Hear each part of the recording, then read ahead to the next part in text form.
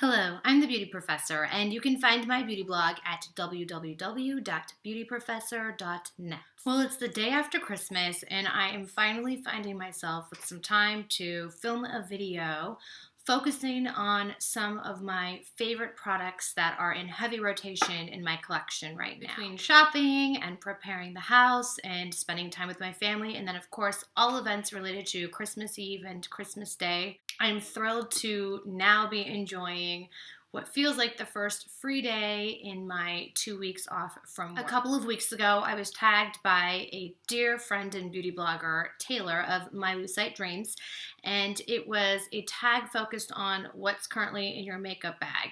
And I've had every intent of doing that post, but thought I would now combine it with a video that extends beyond what's in my makeup bag and just what is in rotation in my everyday routine for the last month or so. I'll be focusing on some skincare products, some complexion products like foundation and powder, products for the lips and the eyes and the brows, as well as a current fragrance favorite. My goal is to be succinct, so let's get started.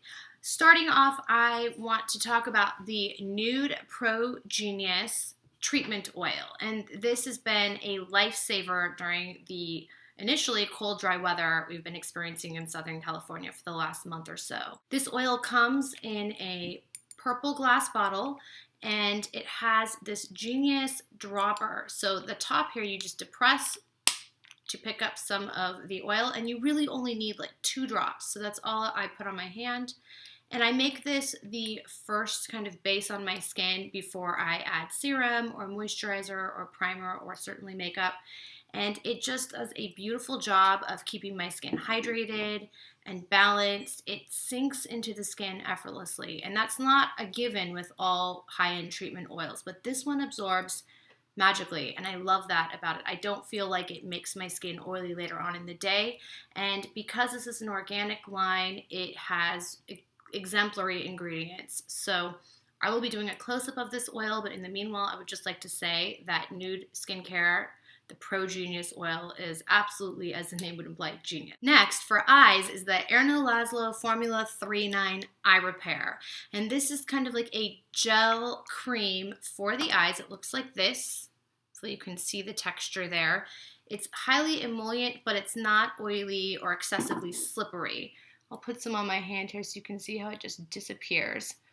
It has this scent that is absolutely entrancing, but I can't quite put my finger on what it is. Whatever it is, it's a little bit fruity, a little bit like honey, but nothing cloying or over the top.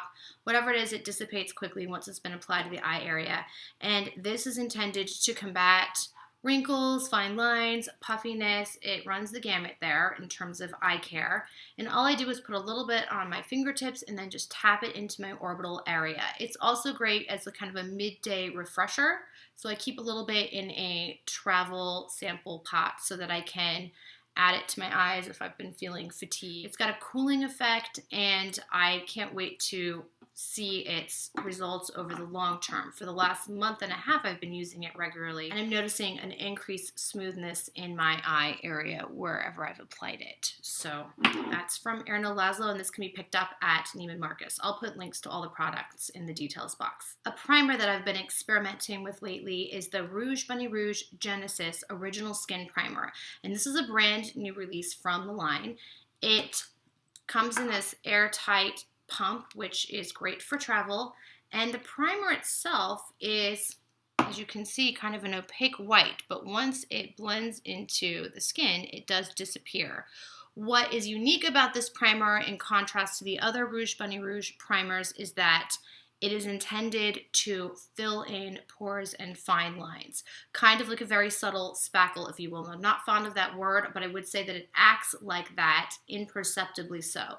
It has very, very minute light-reflecting particles, an amazing ingredients list. It's great for skin that's kind of on an anti-aging regimen, and it is unscented. I've been wearing it under my foundation and find that it gives me increased longevity in the wear of my foundation, as well as an exceptionally smooth canvas for all makeup applications. Onto foundation. So I recently did a blog post featuring all the shades of the newly released reformulated Kogan Dough Aqua foundation. It's the My Fanshi Aqua Foundation. This is in shade 213, which is perfect for NC 23 to 25 skin, which is where my skin is right now. But I have all shades swatched on the blog, and I'll put a link in for that.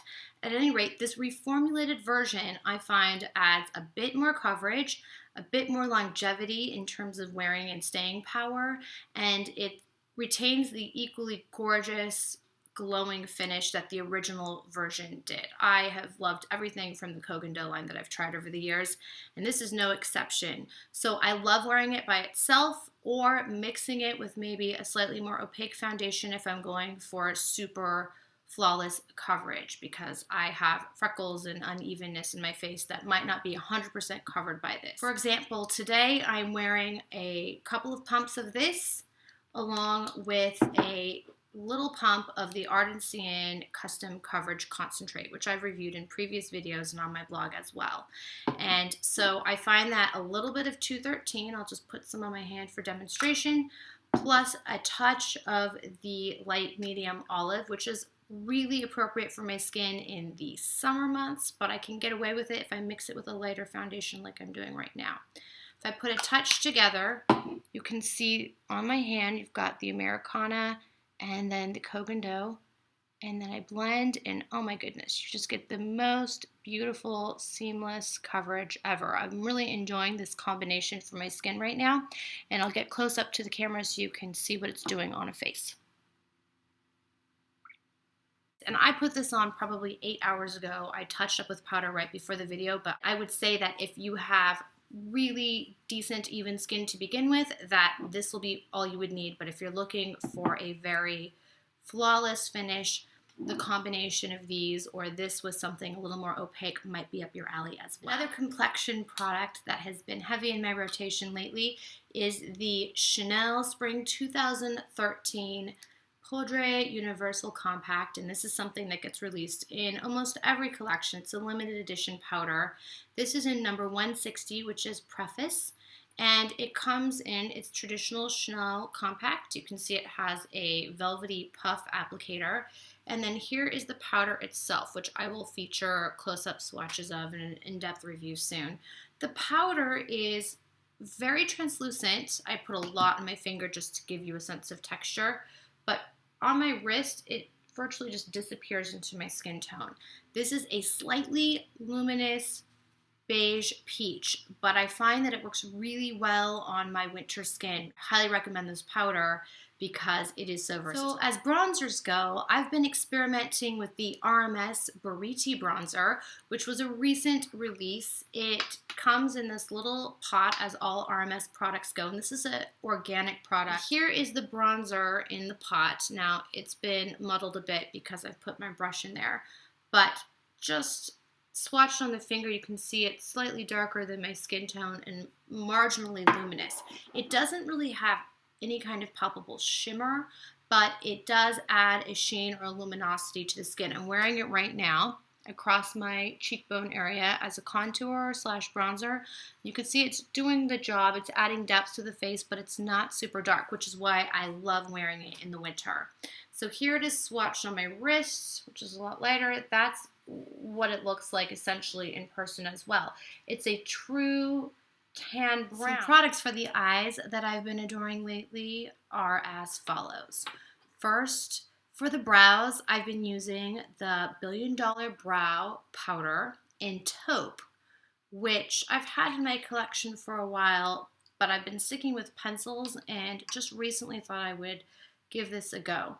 The Taupe doesn't pull red at all. Here's it very lightly swatched, but it's a creamy formula, and I've been using it with the Billion Dollar Brow brush, which is an angled brush, and it has a spoolie on one end that's angled, but this really precise brow brush on the other.